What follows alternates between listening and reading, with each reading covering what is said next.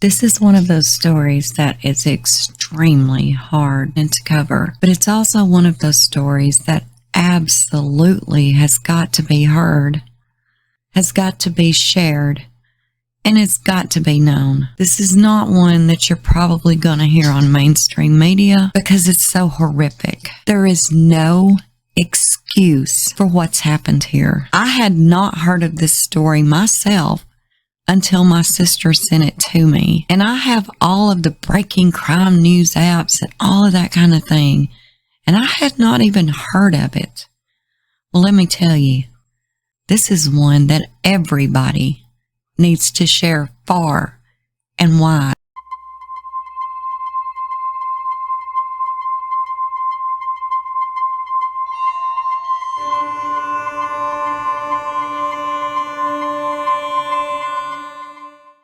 Many of these photos, there is no way I can put here. Even when you go to the news article link that I'm going to link below, you even have to click on it to see them. After you get done listening to this story, you are going to be in complete shock. It's this Kelly Maston and her grandmother holding her hand. Kelly is a real woman from Fort Worth, Texas. Kelly has severe intellectual disabilities. She is now on a ventilator in the ICU.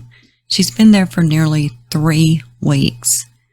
She's fighting for her life. And why is that? Because she was in jail for 10 days in Tarrant County Jail. She was booked into this county jail on an assault charge from April the 12th until April the 21st. At this time, officials are investigating what happened during her time there. And if that's not enough, just keep listening. You see, all of Kelly's life, she has had an extremely rare epileptic disease. This epileptic disease causes her to have seizures almost every day. And on April the 11th, she was having these continuous seizures. Now, this isn't like any other epileptic disease there is. This one renders her basically to where she can't communicate. Even though she's 36 years old, she has the mental capacity of a 5-year-old. She really can't talk much. She can't read, she can't write. She's not continent, things of that nature. She's pretty much a preschool child at best, okay? But on April the 11th, while she was having this day of horrific seizures, her grandmother was trying to help her with her seizures. Her grandmother, pictured here with her, is her caretaker.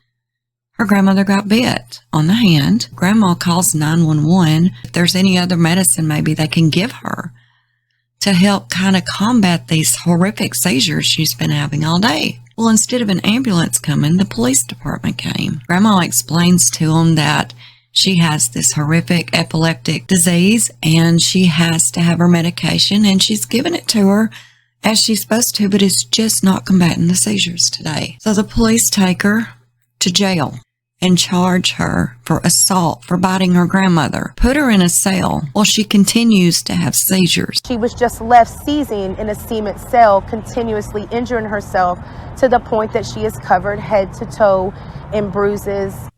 They charged her with assault and bodily injury. They told her grandma that they was going to have to take her to the jail and then they would be taking her to the hospital, right? That didn't happen. Kelly was left just seizing back to back in a cement jail cell. She continued to injure herself, harming herself horribly to the point that she is covered head to toe in purple bruises. Police took Kelly to the jail, and her sister said that her name and birthday were both recorded wrong at the jail, and that means they conveniently could not find any medical records on her. Kelly stayed in this jail until her family could afford to post bond for her. Clothes, they say, were completely soaked in urine. When her father was able to visit her for visiting day in jail, Her father visited her in the jail and watched her have a seizure, but the jail said they couldn't do anything because they can't force inmates to take medication. We don't know how our baby's going to come out of this now. Is she going to be able to function at all? Maybe she won't be able to. We don't know that yet. Kelly's sister says now that Kelly has developed pneumonia at the hospital, and her condition is worsening. It's not getting better. On the day she was supposed to be released, Kelly's family said they waited outside of the jail, and she never came out. And when the family asked jail officials, they were told that she had already been taken to the hospital. Tomorrow morning, there will be a protest at the jail over Kelly's treatment and the way the jail handles mental inmates. Kelly's grandmother called 911 to get her granddaughter help, and she told them that they were so bad today that she had even bit her. Instead of getting Kelly help, they put her in jail and give her a bond. This is completely ridiculous. I haven't even showed you the photos.